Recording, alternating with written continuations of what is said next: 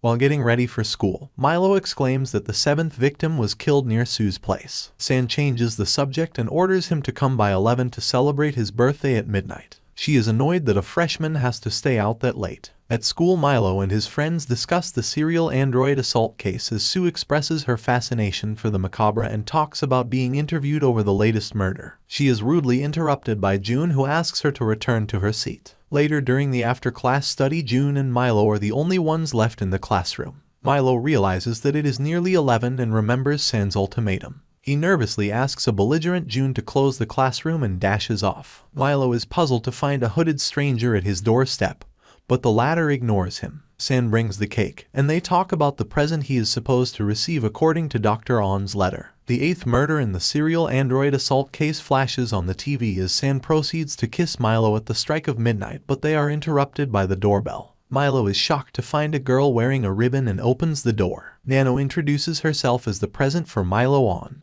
The following morning, Milo accidentally breaks June's expensive cell phone while goofing around with his friends. He apologizes and insists to buy him a new one. June loses his temper and curses Milo to everyone's shock. Throughout the day, Milo is unable to find the opportunity to apologize properly. Later at night, he is surprised to find that Nano has come to pick him up. They are about to leave when he notices June heading towards a chauffeured car. He apologizes and repeats his offer only to get told off again. On further persuasion, June turns around and slaps him. Nano instinctively stops and slaps him in retribution. She is about to slap him again, but his bodyguard android Alpha intervenes. In the fight that ensues, Nano effortlessly gains an upper hand and tells June that she is not done with him. Milo lies that June is a friend to prevent Nano from hitting him again. June cringes at the remark but plays along out of fear for his life. Nano is unimpressed and briskly walks away. She remembers Dr. On's instructions to verify Milo's identity. So far, Nano had performed a retinal, bone structure, and fingerprint scan. As Milo catches up, she decides to conduct the final test. For this, she has to ensure that she is alone with Milo and beat him till he is barely alive. She apologizes and asks him to not to die as she proceeds to assault him. Milo is horrified and reminded of the serial android assault case. To their shock, a machine emerges from his back and shoots out a powerful laser. At a distance, San wonders if it was a shooting star while holding an eyeball. She walks away from a battered android. San is shocked to see Milo's injuries and the weapon on his back. Before Milo can explain, she rips it off, leaving him teary. After nursing his wound, she demands an explanation from Nano. Nano narrates Dr. On's instructions to beat Milo till a gift she has left for him pops out from his back to verify his identity,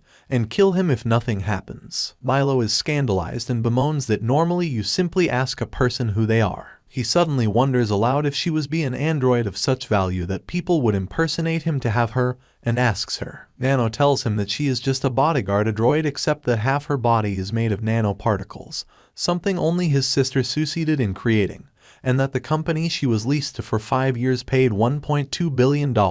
Milo is stunned as San enlists the possibilities that could be realized for that much money, and scampers away. Once they are alone, San correctly guesses that Nano is a military android. They agree that Milo could not have handled the truth. Nano adds that she saw San earlier and figured she was an android assailant. San and Nano accompany Milo to the hospital to treat his back. The doctor informs him that there was evidence of circuits connected to his spinal nerves and that the skin on his back is artificial. Milo lies about hearing that he was injured when he was younger and is advised to be careful for a few days. He remembers that his sister was an eccentric but is grateful to her for having San and Nano looking after him. They are being watched by Crimson Vine, a spy android who is annoyed that a company like MSA has hired her to tag a nobody like Milo to find an android, and now that they have found her, she is supposed to simply keep an eye on her. Chacha warns her that Nano is extremely dangerous, but they decide to get rid of San, who has just destroyed the 10th android controlled by Crimson Vine. Milo asks San to come over to pay June for Alpha's repairs. However, after arriving at the school, she demands evidence that Nano was responsible for the damage to Milo's chagrin.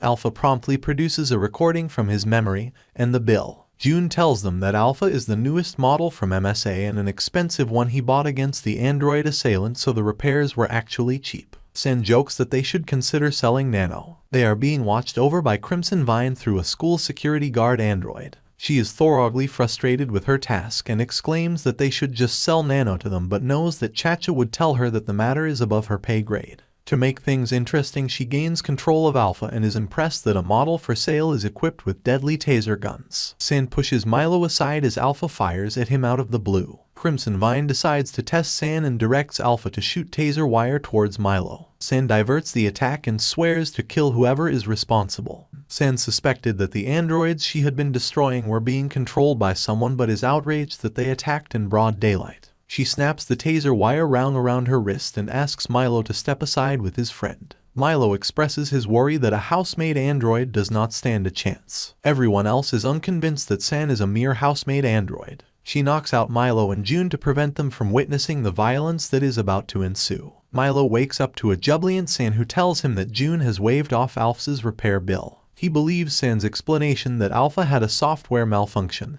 and became a grotesque mess. He caresses San's injured hand, although she had dismissed it as scorched skin that is repairable. She is enamored and proceeds to kiss him without paying heed to his half-hearted protests. An embarrassed June decides to give them space and bumps ensue on the way out. She taunts him for being a show-off for owning a bodyguard android, leaving him in pensive thought. Sin drags Nano out of bed for a midnight chat. She explains that lately random androids were keeping an eye on Milo. She was following Dr. On's orders to protect Milo to kill anyone or anything suspicious. Since the androids lacked combat skills, she dismissed them as petty thugs, but was worried that an organization or company would be involved if those androids were being controlled by another android. Such things were frequent when Dr. On was alive, but now that she was no more, there was nothing anyone could gain from Milo. She gauged their eyeballs to leave a mafia-like warning, but the stalking continued. The media dubbed it as the serial android assault case, causing Milo to believe that the culprit was deranged to her annoyance. He wondered whether it was a human or an android and had asked San to be careful. Nano disapproves of her method because it was obvious that the media would lap it up. San accuses Nano of being the reason they were being pursued and is flummoxed when she candidly agrees. Milo wakes up because of the noise, but the two androids feign being sound asleep by the time he enters the room. He simply switches off the lights and leaves. San finds it cute that he believes everything, but Nano is unimpressed. They agree to keep Milo's life as normal as possible. Nano is about to fall asleep, but San shakes her up to conclude their midnight discussion by establishing that those who are after Milo are from MSA. The next day, MSA is in the news for capturing 70% of the android market. San and Nano tell Milo to change the channel, but he praises MSA because it is the representative company of Korea and is actively involved in public welfare. He adds that they played an important role in popularizing androids and that his sister's lab collaborated with them on several projects. San hugs him and offers to show him something more fun than the news. At school, Milo thinks that June resembles the chicks he bought years ago, a day before they died, and his sister threw them out. He greets June, who shyly reciprocates. Milo notices that June is browsing androids in the MSA website and is awestruck by the prices. He finds it impressive that a high school student needs a bodyguard android. June is livid because Milo owns one too and states that although he doesn't need one, but his father insists otherwise. He gets upset after remembering that Sue called him a show-off for having a bodyguard android. Milo's friend interrupts and accuses him of being thoroughly spoilt because most people would kill to own one. Sue looks at them from across the room, thinking that boys seem to get close effortlessly. Milo's friend accepts June's remonstrations that it is none of his business,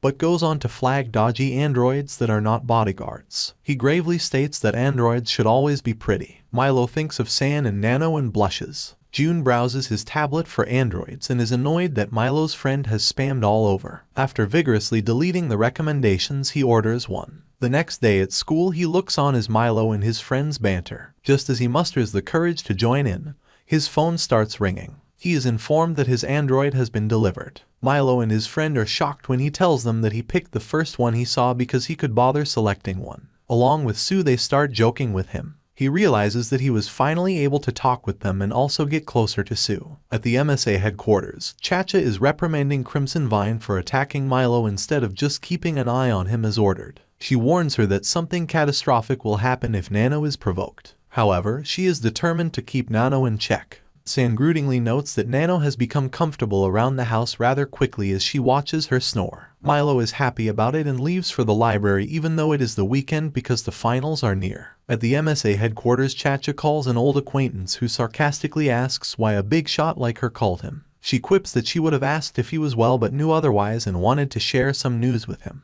He mocks her by saying that she must be getting old to have become so talkative, but loses his composure when she mentions Nano and asks whether he knows about her whereabouts. At home, Nano asks San why she hasn't been gauging eyeballs lately. San tells her that she did not notice any androids stalking Milo except the security guard at his school, but destroying him would ruin his school life. She is worried that there is not much she can do against a compay like MSA. Nano suggests that it would be easiest to hand her over to them, but is alarmed when San expresses alacrity to do so. Just then the doorbell rings and Nano finds herself obliged to obey San's orders to answer it. She is shocked to find the person Chacha was speaking with earlier. He is petrified. Androids work in all fields and there is nothing they cannot do except wanting to kill humans. However, Nano is covered in blood and the man who came to see her is lying at her feet. It is revealed that Crimson Vine had abducted the slain man at knife point while he was on the phone with Chacha. She introduces herself and rips his stomach apart, allowing the body to fall on Nano. San rushes at the door and is furious at her impunity. Crimson Vine admits controlling the androids that were stalking Milo, but adds that presently she had come just to deliver a gift to Nano. San throws a punch but Salmon blocks it effectively. She leaps back after sustaining bruises on her hand and notes that Crimson Vine is not the fighter type, but her companion is strong.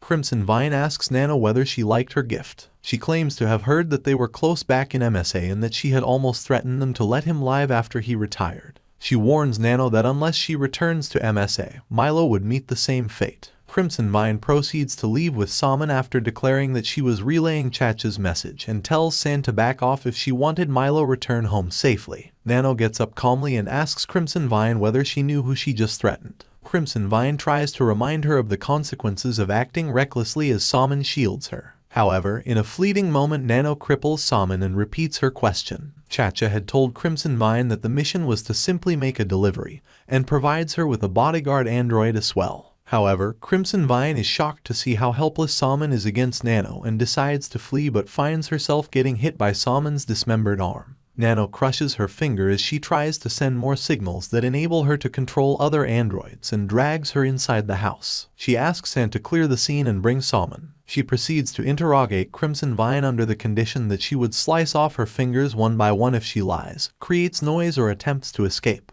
After losing another finger, Crimson Vine explains that she hacks into other MSA androids' control system and manipulates them by sending fake signals, but since Nano and San were created by Dr. Maddie On, she could not do the same to them. She reveals that Chacha had sent her to determine if Milo was a prodigy like his sister, but they conclude that he was just an ordinary high schooler. She confesses that presently there were just 2 androids keeping an eye on him, the security guard at his school, and another one in the library where he is studying. Crimson Vine fears that she could end up half-crippled and decides to use whatever cards she has by sending signals to Salmon and the android at the library. The latter reaches out for Milo from behind. The android watching over Milo at the library asks if she could speak with him for a moment. At home, Salmon suddenly gets up and throws a punch at San, who dodges it. However, in the commotion, Crimson Vine breaks through the window. Nano yells at her to stop but gets attacked by Salmon. She dodges and immobilizes her, but Crimson Vine states that she was just using her to buy some time for herself. Nano taunts her that they are on the 11th floor, but she jumps anyway because she has summoned 2 androids to catch her. The impact breaks their arms, but Crimson Vine manages to limp away. San returns wearing the gloves that prevent her skin from getting peeled off. She is shocked to see the mess and learn that Crimson Vine is missing. Crimson Vine leaves in a car by gaining control of the android driving it. The android who had approached Milo in the library earlier has cornered him near the bicycle stands and is staring down at him.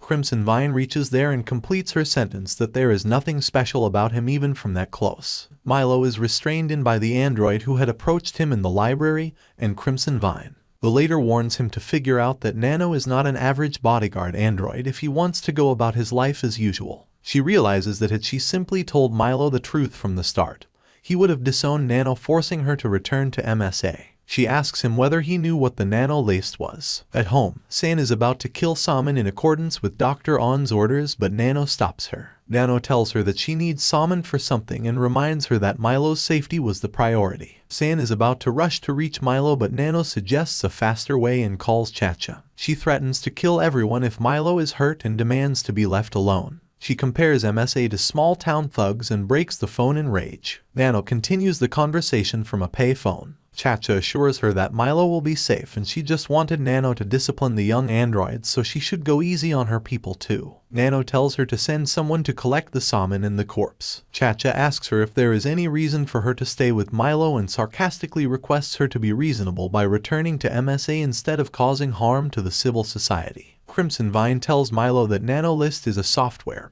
and Nano is the only android to have it installed. She scoffs at Milo for not knowing the only time the Nano List was activated in the civil society 5 years ago when a lab in Gyeonggi-do exploded, killing all the inhabitants and reducing a 60-acre land on a nearby mountain to ashes. She reveals that the Nano List had been set off because Nano witnessed his sister's suicide. Milo is confused that Nano was related to his sister's suicide. Crimson Vine assures him that she was not lying and that Nano is not an android he can handle. Nano returns home and is annoyed to discover that San went ahead to destroy Salmon. San explains that orders are important to them and as a military android she must have killed before. Nano does not reply. Milo refuses to hear more and runs away. Crimson Vine tries to catch him, but her companion stops her at Chacha's orders had been supervising the situation. At the MSA headquarters, Chacha concludes the day. She muses that the Nano List is activated regardless of Nano's will when she receives extreme psychological stress, so Maddie On had aimed for it by killing herself right before Nano's eyes, vaporizing most data in the lab and herself, the most valuable resource. Chacha had hoped that Milo was special like his sister, so she approached him carefully,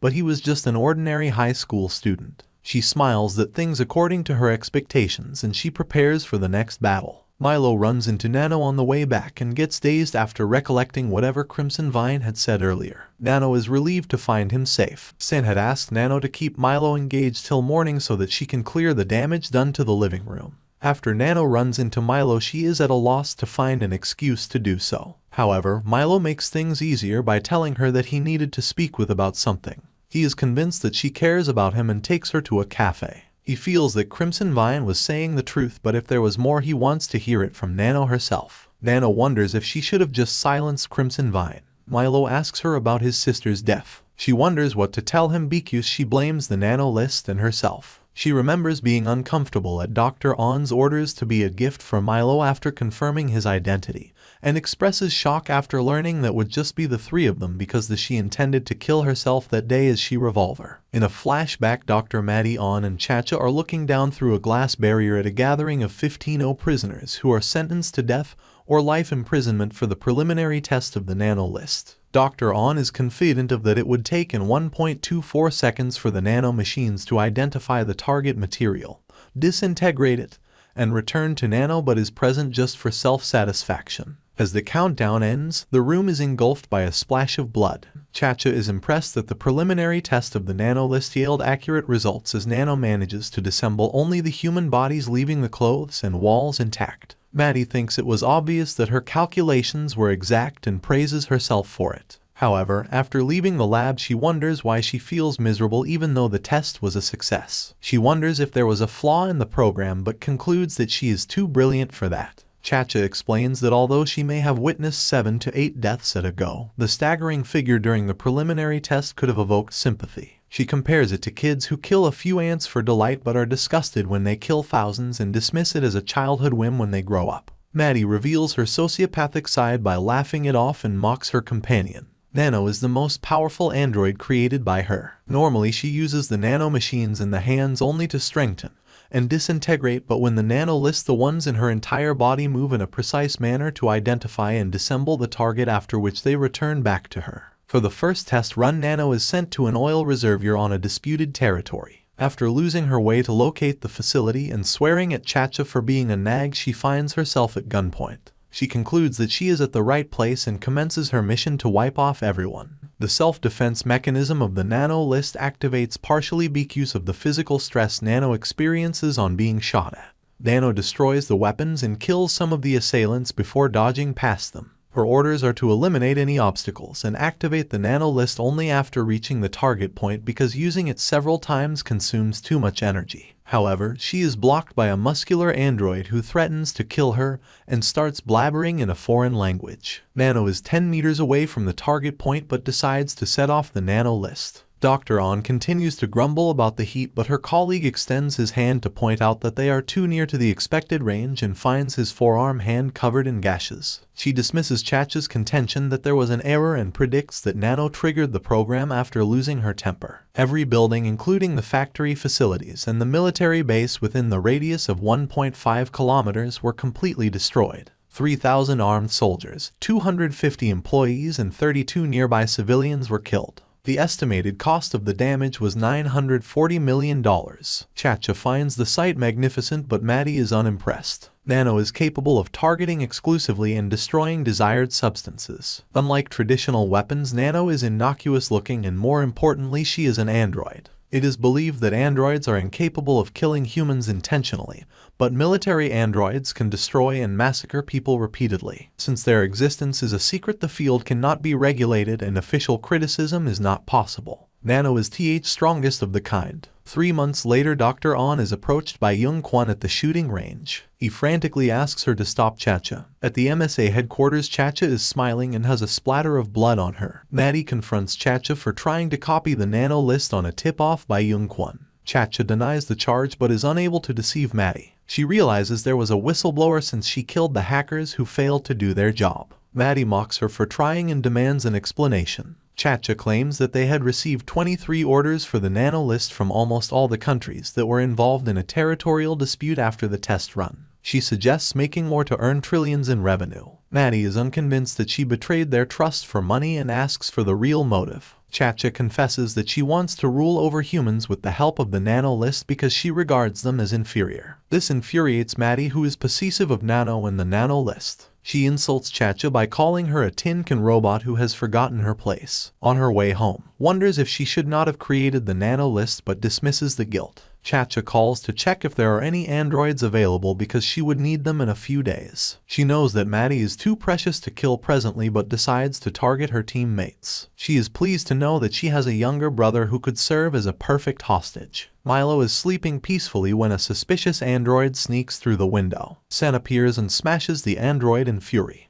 Sin dislocates the head of the android who was about to attack Milo. She coaxes Milo to go back to sleep but is alarmed when another android creeps through the window. The android fallen on the ground restrains her leg with a chain as the other one reaches out for Milo. Milo suffers an injury on his back and is hospitalized. Maddie explains a guilt-ridden Sen that there are androids who can attack even if they are nearly destroyed, and she would be helpless if MSA went all out. She receives a phone call and learns that all her teammates were attacked, although they had 1 or 2 bodyguard androids protecting them. San asks her if she could withdraw from her profession. She answers in negative because she is too involved in the field. Chacha presumes that Maddie has caved in, but the latter wonders aloud if it would be best if Milo died because it was better than having him live off her money in a hospital only to get killed eventually.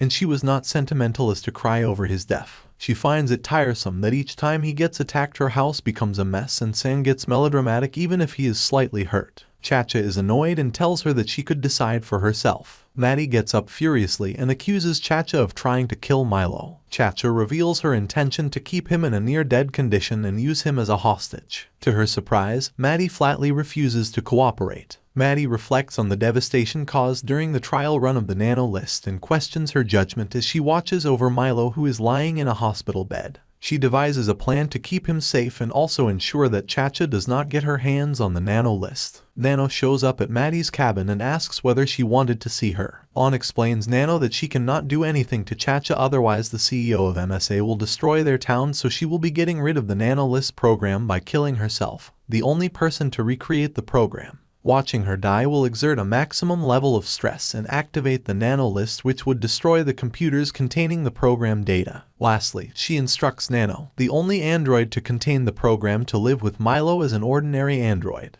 Any attempts to delete the Nano list set it off, and its defense mechanism protects Nano from physical threats like bullets and cannons, compelling Dr. On to take the drastic step. She also intends to send a message to Chacha that killing someone Nano cares about activates the Nano list and secures Milo's life. Nano is frightened after listening to her creator's intentions to commit suicide. She threatens to do as she pleases and refuses to seek out Milo. Dr. On sternly commands her to obey her master's orders, leaving her speechless. She regrets being cruel to Nano right till the end and pulls the trigger with a smile on her face. Nano is stunned and breaks down as her memories of the time they spent together flash before her. The Nano list is activated. Nano regains consciousness in the midst of debris and finds herself looking at Chacha, who demands an explanation. She recollects Dr. On's suicide as she comes to terms with her surroundings. She springs up and threatens Chacha to lay off Dr. On's people. In the present, Nano confesses spending her 5 years with MSA demolishing buildings, destroying androids, and killing innumerable people. She breaks down and curses Dr. On for abandoning her. She was ordered to protect Milo and live normally, so she refuses to divulge anything more. Crimson Vine is escorted to a cab and instructed to return to the MSA headquarters by her companion, who introduces herself as Willow Lee. She assures a clueless Crimson Vine that she did her job well according to Chacha's plan. Willow Lee puts on a mask and proceeds to execute her part to kill San. Inside the MSA building, Chacha swears to break down Milo's life step by step till Nano returns. Willow Lee brandishes a pair of knives with electric wiring and rings the doorbell. She introduces herself as the person MSA sent to collect the salmon and the corpse. San irritatingly points out that she can see through the interphone. Willow Lee calls to inform Chacha that she failed to ambush San, leaving her clearly unimpressed. Further, she ends up fixing the damages her colleagues had caused. Nano returns home with Milo at sunrise as instructed and goes for a wash. Milo notices the nick on the floor caused by Nano when she stabbed one of Crimson Vine's fingers. He remembers Crimson Vine's warning that Nano was not an android that he could handle. He calls San aside to talk with her. The latter is worried that her master has discovered his sister was a military android developer, and that Nano was a military weapon. She is jubilant when the worst thing his imagination permitted was suspecting that Nano is the neighborhood serial android killer. She pines him down and explains that Nano lacks the stealth. She adds that even if that was the case, she would have a reason, since all androids only serve their masters. After Milo leaves for school, the two androids decide that he should not know about MSA or the military weapon field, and agree to stay by his side and observe. Nano volunteers to follow him when he is not home, and San undertakes to train him to use some weapons. San barges into a shark loaner's office. San fights with the thugs present at the shark loaners to steal their weapons and gets his fake IDs done before dropping by at Milo's school. The students are taken by her beauty and follow her. Milo was laid down atop the shelves by his group so that he could get some sleep. San mistakes this as a bullying ritual and warns his friend that she will be keeping an eye on him. She takes Milo to a quiet spot and reaches for her bag. In a flashback, San argues with Nano to impart weapon training to Milo. She wants him to have a normal life but believes that it is imperative for him to learn self-defense. San draws out a gun from her bag and lies that it is just a toy. After loading the magazine, Milo points the barrel to his face and wonders aloud that it looked like a real gun. San is startled and tells him never to do that. Milo aims for a pole and shoots successfully, reminding San that the doctor was also a good shooter. She had hoped that unlike his sister, Milo would be average person. Maddie was young, beautiful, and brilliant, but she killed herself without a moment of hesitation. Milo panics after examining the damage caused by his toy gun, and San suggests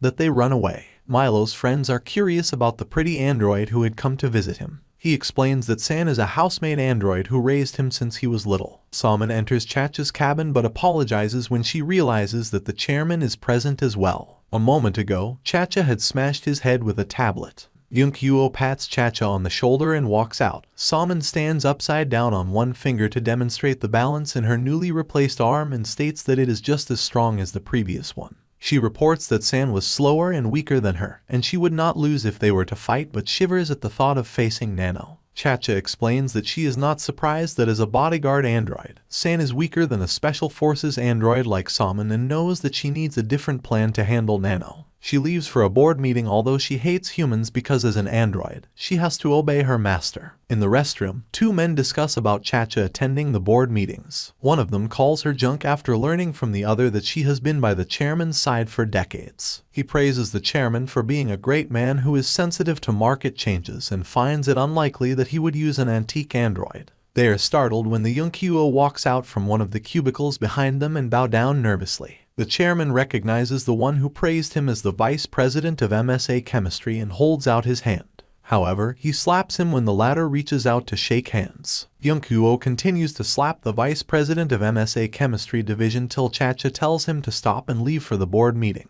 He smiles knowing that Chacha cannot go against his orders although she hates him, and he finds it cute when she gets angry and hits him. His parents had entrusted him to her since he was an infant. Chacha meant the world to him because she was like his mother, wife, child, property, authority, and future. At night, Chacha fumes and finds attending board meetings pointless because as an android she could not do anything against her master for over 60 years. She tries to maintain poise and restrains herself from cursing but can't help recollecting profanities after her time with Maddie and Nano. She calls Willow Lee and informs her that Salmon is repaired, and they should resume tailing Milo. She declares a full-scale war to bring down Nano. Milo panics after dozing off during his nightly after-class study sessions because he has his finals the next day. It has been 3 days since Milo encountered Crimson Vine. San and Nano devise a plan to protect Milo. San walks Milo to school, and on the way back while Nano watches over him from a lighting top across his classroom. As San and Milo walk home, Nano envies the relationship San has with her master and fears that her arrival has threatened it. She is alarmed to spot Willow Lee by the curb.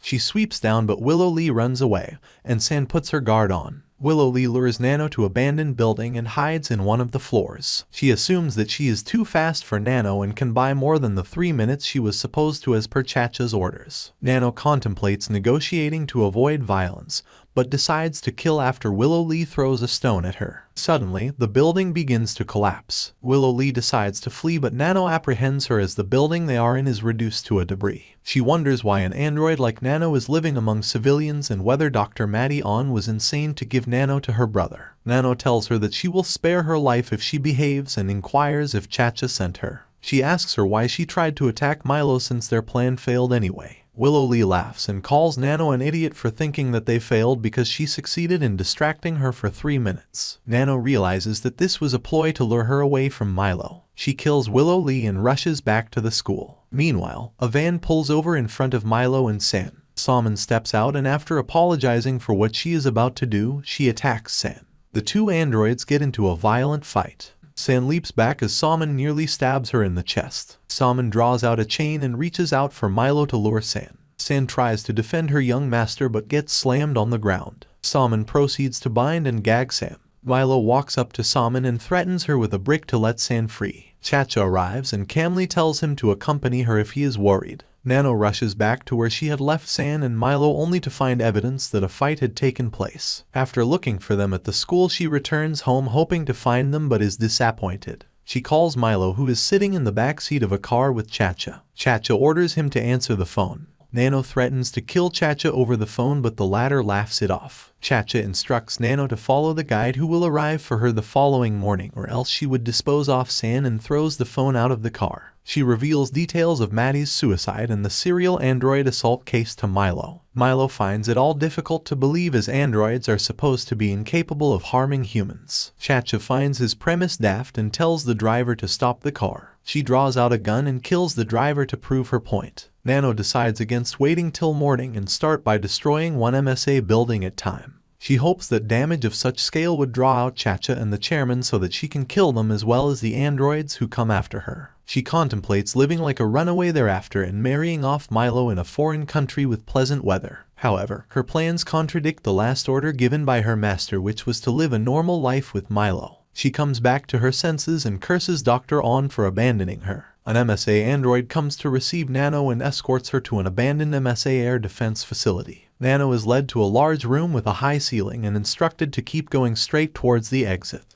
Just as the door behind her is shut, Nano gets shot at from several guns that emerge from the walls above her. Chacha, who is watching the scene along with Milo and her bodyguards, explains that the bullets are being shot at 6 times the speed of sound, something no android can dodge. Milo is horrified and screams at her to stop the firing, something she brushes aside as incapable of scratching her. The smoke clears to reveal Nano landing safely. She angrily breaks one of the cameras and contemplates destroying the building but decides otherwise. Nano opens the exit door to find dozens of androids that are used for battle marching in her direction. She realizes Chacha's intention of scaring Milo by compelling her to use her powers and rushes past them, killing them at a speed too fast for Milo to see and sticks out her tongue at the camera on the other end. Irritated, Chacha tells herself that Nano will not be smiling for long. Dr. On greets Nano after she opens the next door. Nano angrily approaches the android that was created to replicate her deceased master. Milo and Chacha continue to watch from another room. Chacha tries to scare Milo by asking him whether someone as normal as him can live with Nano now that he has witnessed the destruction she is capable of. She slaps him across and gleefully assures to leave him alone if he hands her over to MSA.